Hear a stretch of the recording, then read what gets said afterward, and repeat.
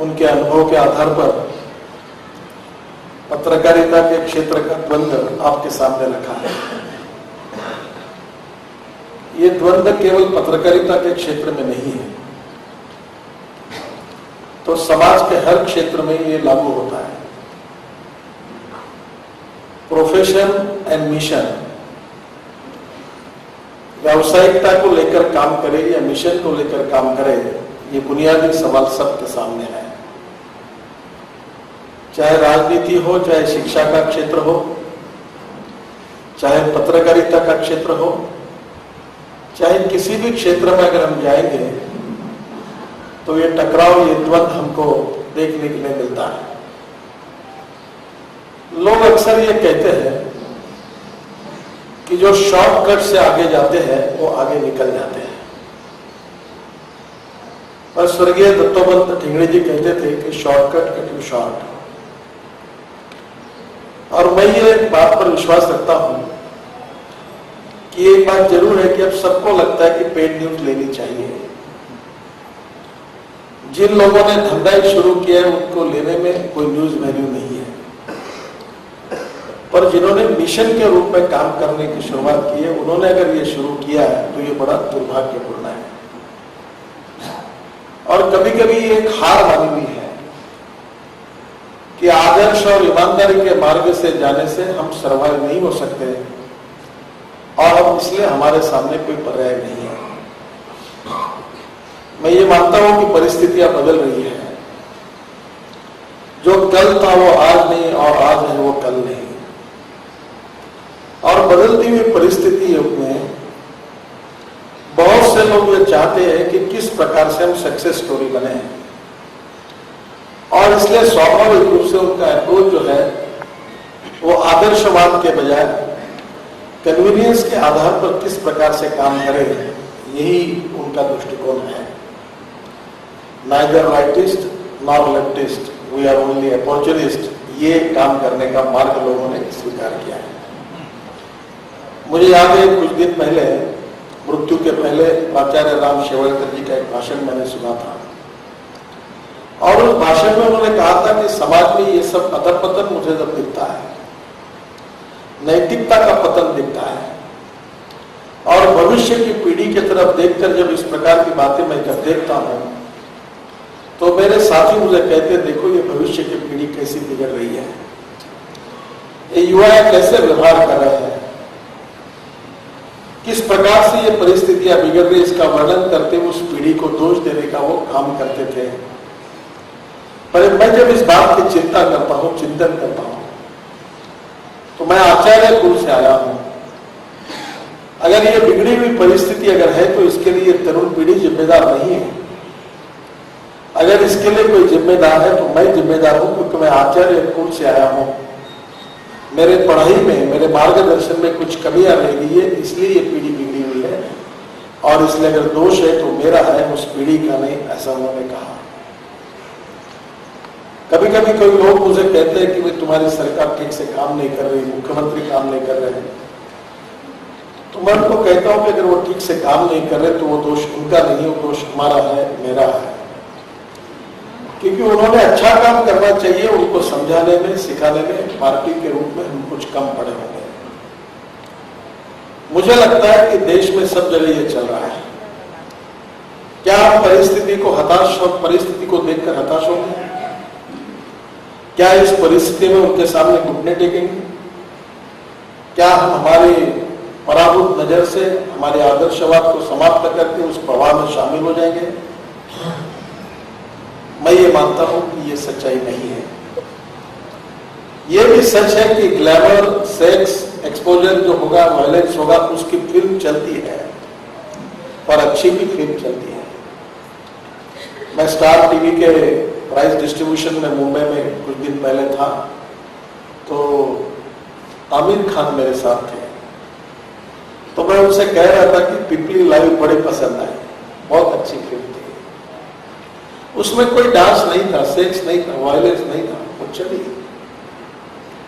गुलजार की कितनी अच्छी फिल्म चली। आनंद सिनेमा आया था, मैंने 3 बार 4 बार देखा था, उसमें तो कोई सेक्स नहीं था, कोई वायलेंस नहीं था। आज भी समाज में अच्छाई की कदर करने वाले लोग हैं, गुणवत्ता की कदर करने वाले लोग हैं। शायद उस गुणवत्ता को उस कसौटी पर पहुंचाने में कुछ कमी हुई है, और इसलिए पहली बात ये मानता हूं कि इसके साथ शरण होने की आवश्यकता नहीं है। मैं अक्सर एक बात याद रखता हूं जो रिचर्ड निक्सन के आत्मचरित्र में उन्होंने लिखी थी, the man is not finish when is defeated but is finish when he quits. व्यक्ति कभी युद्ध में हारने के बाद समाप्त नहीं होता, जब युद्ध भूमि को छोड़कर भाग जाता है तो वो समाप्त होता है। हम इसको बदल सकते हैं, और बदलने की हमारी क्षमता है, और बदलना हमारा मिशन है, और बदलने के बाद ये मिशन भी व्यावसायिक रूप से भी हम सक्सेसफुल करेंगे। ये हमको सिद्ध करके दिखाना है, ये दिखा सकते हैं, ये दिखाने की क्षमता हमारे बीच में है। बहुत एडवर्टाइजमेंट हम लेते हैं, मुझे लगता है रेट 3 गुना 4 गुना बढ़ा जाना चाहिए, कम एडवर्टाइजमेंट लेनी चाहिए, कागज अच्छा यूज करना चाहिए, प्रोफेशनल में व्यावसायिकता चाहिए। तो जब हमारे देश में और विदेशों में जाता हूं तो हर जगह पर देखकर मैं बड़ा हताश होता हूं कि ऐसा क्यों हॉल बना है, ऐसे क्यों पंखे लगे हैं, ऐसे क्यों इलेक्ट्रिक फिटिंग है, क्योंकि पार एक्सेलेंस गुड क्वालिटी हमारा आग्रह नहीं है।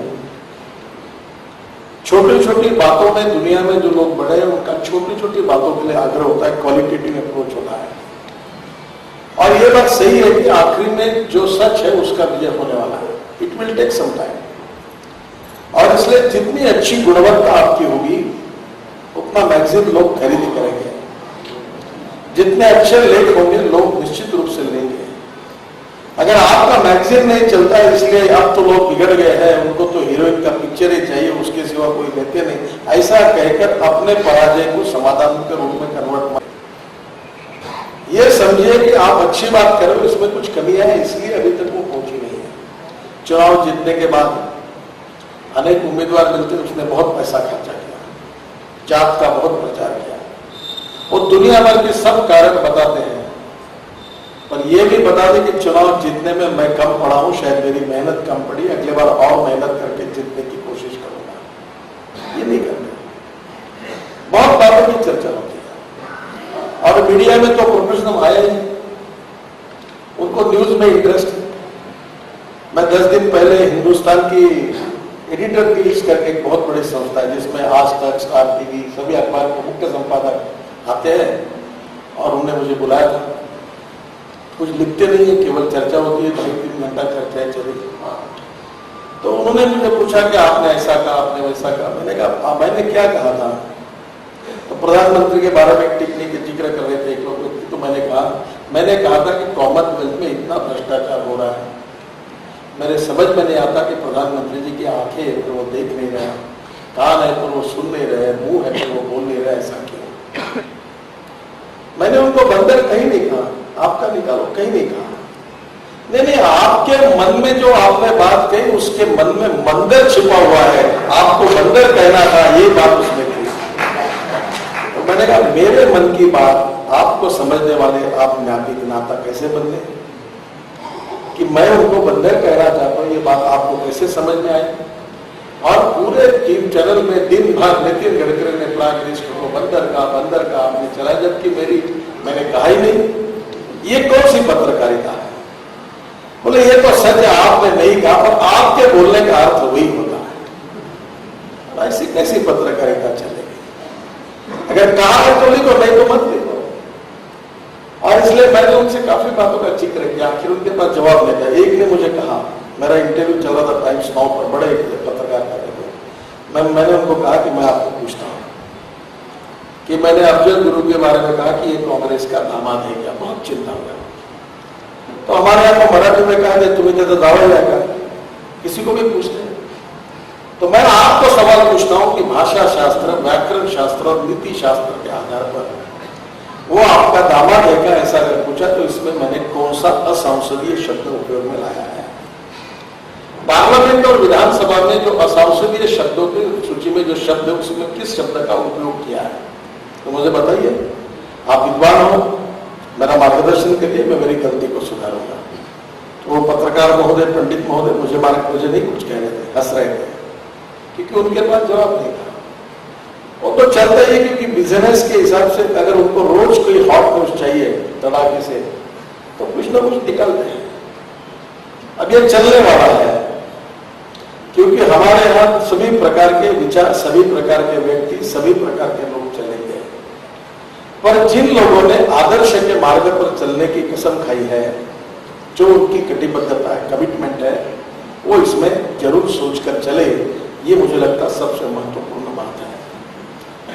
आज निश्चित रूप से तरुण भारत और नरकेसरी प्रकाशन या आज जिसका भारतवाणी विमोचन हुआ, उनके चलाने वाले सभी लोग ये विचाराधिष्ठित संगठन में काम करने वाले लोग हैं। They are not a professional organisation, profit making organisation की कैटेगरी में वो नहीं आते। पत्रकारिता ये लोक प्रबोधन का, लोक शिक्षण का प्रभावी अंग है। और समाज का प्रबोधन करना, समाज को प्रशिक्षित करना, समाज के लोगों को अच्छी दिशा देना, उनको नई दिशा समाज के और राष्ट्र के हित में देना, ये इनका आपका मिशन है। उसके साथ कॉम्प्रोमाइज मत करिए।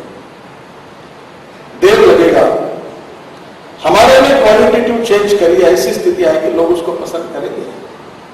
हम लोग करते हैं। और शाश्वत रूप से अगर कोई चीज अगर टिकती है तो वही टिकती है जिसका आधार नैतिकता के आधार पर, सच्चाई के आधार पर हो, समाज के लिए जो अनुकूल हो, हित में हो, उसी बात को लोग स्वीकार करते हैं। तो ये कार्य करते लोगों ने कभी कभी परिस्थितियों के साथ जो परिस्थितियां निर्माण होती है उसमें दबने का कोई कारण नहीं है। पंजाब केसरी करके पंजाब में एक अखबार निकलता है, कितने लोगों की हत्या हुई, एक के पीछे एक 7-8 लोगों ने कुर्बानी दी कि देश की एकता और अखंडता के लिए प्रबोधन का काम करते करते उनकी हत्या आतंकवादियों ने की। पर पीढ़ियां आई और आखिरी तक वो कार्य करते रहे, कोई रुके नहीं। आज भी वो बात कर रहे हैं, उसका उनको अभिमान है कि हमारे परिवार ने कुर्बानी दी है देशभक्ति के लिए, राष्ट्र के लिए, राष्ट्र की एकता और अखंडता के लिए। अगर ऐसा ही चलता होगा तो मुझे ऐसा लगता है कि ये जो अच्छी बातें हैं ये निश्चित रूप से हमारे लिए आदर्श है और इन बातों से हम स्थितियों को बदल सकते हैं। एक महत्वपूर्ण बात है कि हम मानते हैं कि लोकतंत्र का चौथा स्तंभ पत्रकारिता है। ये जो डिटोरेशन है, इरोजन है, ये केवल एक ही क्षेत्र में नहीं है, अनेक क्षेत्रों में है। और मुझे लगता है जिन जिन क्षेत्र में हम हैं वहां समाज और देश के हित में जो अच्छी बात है उसका आग्रह करके हम चलते रहेंगे तो मुझे लगता है परिस्थितियां बदल जाएगी। और परिस्थितियां बदलने की क्षमता हमारे सभी संचालक मंडली और संपादक के जो लोग हैं उनमें है। पर एक बात ये भी देखिए कि हम आदर्शवादी है, इसका मतलब हमने पॉपुलर नहीं बनना चाहिए। हम सिद्धांत के आधार पर काम करते हैं, इसका मतलब हम लोगों में आइसोलेट हो जाए, पॉपुलर पॉलिटिक्स में या समाजकरण में दूर हो जाए। मुझे लगता है ये कोई तो भी कॉन्ट्रडिक्शन है।